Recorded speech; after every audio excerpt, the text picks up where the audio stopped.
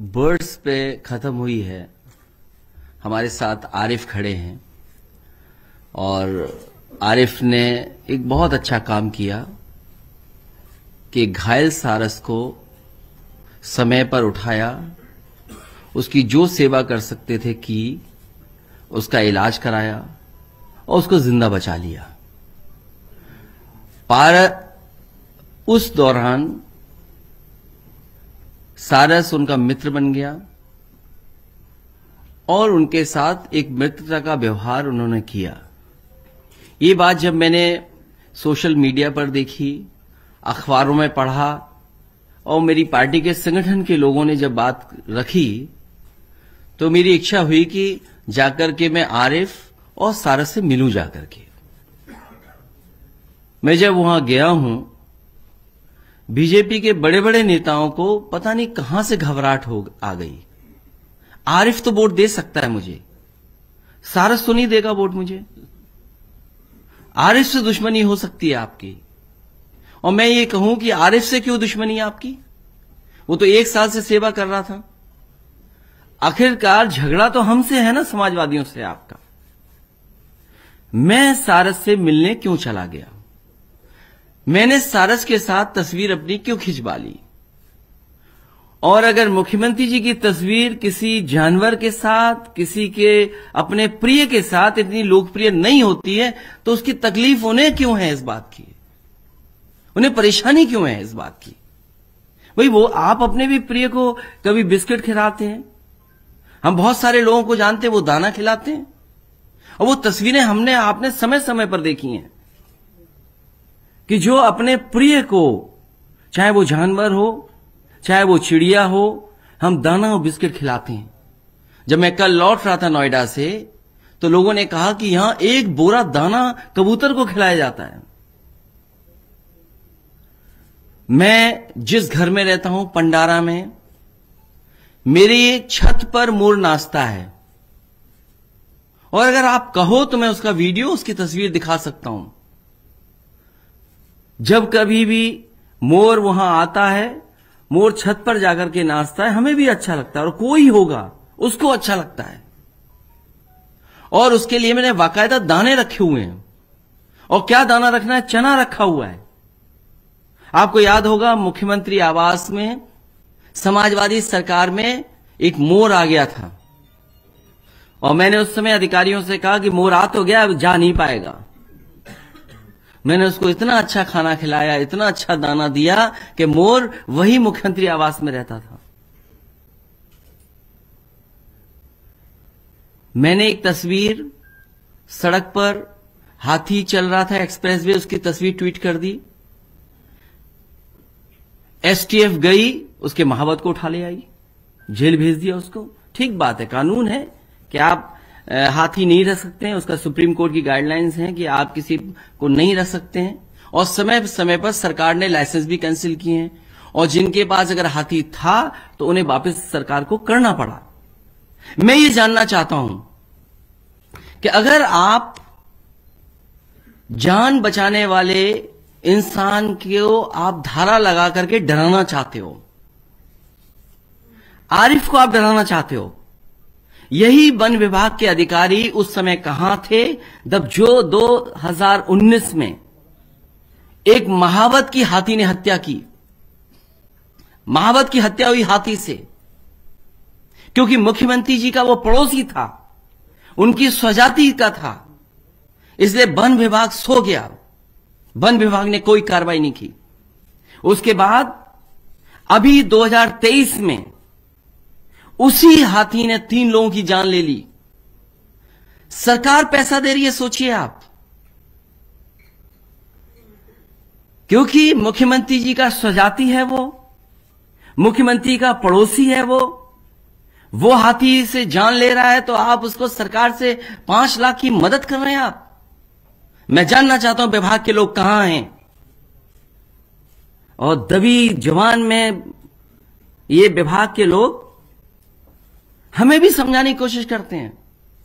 मैं उनसे जानना चाहता हूं, line safari, animal safari Etawah में बनी थी, 50 डियर और एंटीलोप्स एक लेपर्ड खा गया। मैंने उस समय के प्रमुख सचिव, डिप्टी सीएम, मंत्री से कहा, तब जाकर के लेपर्ड पकड़ा गया। बताओ किसकी जिम्मेदारी थी? अगर 50 डियर वहां खा गए एंटीलोप, आपने क्या कार्रवाई की? और फिर अगर आप इस तरह कार्रवाई करेंगे कि क्योंकि वो हम देख करके आ गए सारस, तो याद रखना आप भी अपने घर में कोई पालतू नहीं रख सकते। उस समय आएगा, समय बदलेगा तो आप चीजों को नहीं पाल पाओगे, क्योंकि अगर कानून सारस के लिए है तो कानून और जानवरों के लिए भी है। आपने क्या कार्रवाई की बड़े बड़े शहरों में जिन्होंने कुत्तों ने किसी आम आदमी को खा लिया?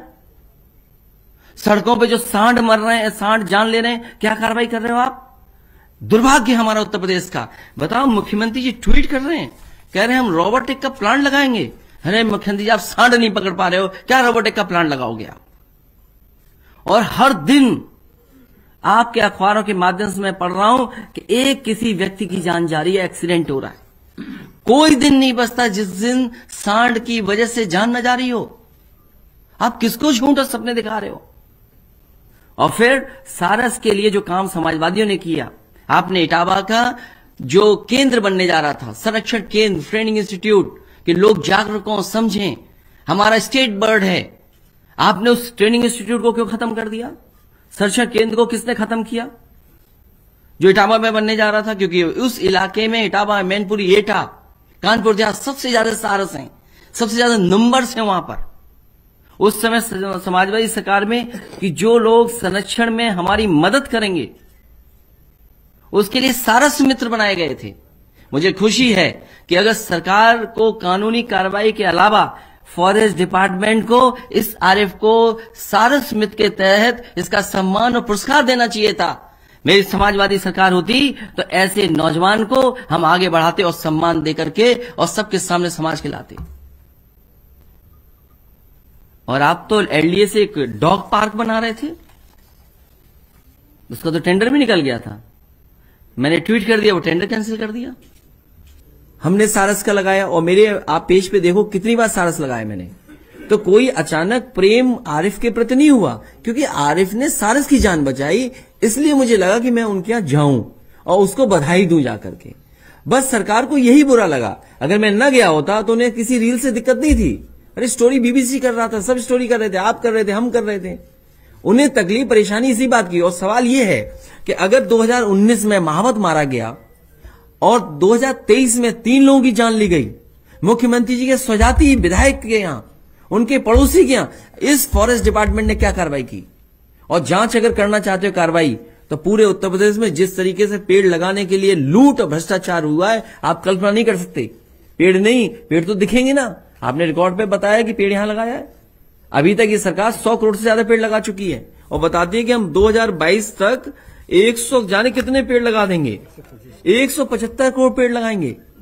बताइए, 175 करोड़ पेड़ लगाने का झूठ बोल रहे हैं सरकार। और मैंने आपसे कहा कि डियर और एंटीलोप्स मारे गए 50, तो उस पर क्या कार्रवाई की आपने? ये इसलिए कर दी कि हम उसका सारस देखने क्यों चले गए हैं? अरे हम आप झाड़ी में बैठे हैं, यहां पर जंगल में बैठे होंगे। सांसद ने के सांसद ने लोकसभा सचिवालय को बड़ा आरोप लगाया है कि मेरी सजा के 2 दिन बाद मेरी सजा चली गई थी। सुप्रीम कोर्ट ने मुझे 27 जनवरी को जारी कर। ये तो एक विसंगति है कि अगर मान लो डिसीजन हो जाए, और ये तो कानून एक्सपर्ट जो होंगे कॉन्स्टिट्यूशनल ऐसे, वो राय दे सकते हैं। अखिलेश जी, यूपी के मंत्री कह रहे हैं कि अतीक अहमद की गाड़ी यहाँ आ रही है तो तैयार रहिए, कभी भी पलट सकती है, क्या कहेंगे? मंत्री का बयान दे रहा है। कौन मंत्री दे रहा है? जेपीएस राठौर ने बोला है। पता नहीं, उनको पहले मुख्यमंत्री जी ने फोन करके बता दिया होगा कि इस जगह पर गाड़ी पलटा देंगे। और मैंने उस समय भी कहा था कि जिस समय आप गूगल से और अमेरिका से मदद ले लोगे, आपको पता लग जाएगा कि किस समय गाड़ी पलटी है और किसने पलटाई है। ये सब डॉक्यूमेंटेड है, सैटेलाइट पे सब होगा। ये रिकॉर्ड जाने वाला नहीं है, ये गलती मत करना आप। ये 3 साल बाद, 4 साल बाद भी अगर अमेरिका से निवेदन करोगे, अपील करोगे, और वो निकाल के रिकॉर्ड देगा कि हर सेकंड का अगर मैप आप मैप करोगे तो आपको पता लग जाएगा गाड़ी कैसे पलटी है। नहीं, वो तो क्यों नहीं चल सकता हैं? तो कौन से रॉबर्ट क्या लाल टोपी पहन के आएगा? क्या बात कर रहे हो आप भी? रॉबर्ट का कमाल नहीं है, टेक्नोलॉजी का कमाल है, सैटेलाइट कमाल है। अरे भाई पुराने जमाने मॉडल पत्रकार हो। अच्छा ये बताओ पत्रकार साथी, इस सरकार ने कहा कृत्रिम बारिश कराएंगे, याद कीजिए। अच्छा कहां कृत्रिम बारिश हुई? और जिस देश को काम चाहिए हो, जिस देश को हाथ को रोजगार चाहिए हो, आप रोबोट बना रहे हो, आप बताओ। तो इसीलिए मैंने कहा कि आप हट जाओगे, आप भी एक खरीद लोगे रोबोट, यहां बैठा दोगे अपने प्रेस की तरफ से। रोबोट जरूरी है।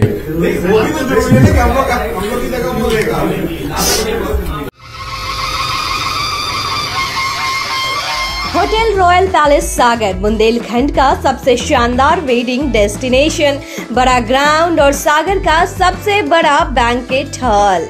अपनी खुशियों को बनाए खास होटल रॉयल पैलेस, जहाँ पे है 45 लग्जरी रूम्स, आकर्षक AC banquet hall, pure veg स्वादिष्ट व्यंजनों के लिए कोहिनूर रेस्टोरेंट, कॉर्पोरेट जगत के लिए conference meeting hall, birthday party, kitty party को बनाए यादगार, स्विमिंग पूल और रेस्टोरेंट एंड डायमंड बार यानी रिफ्रेशमेंट का द्वार, और बच्चों के लिए गेम जोन भी।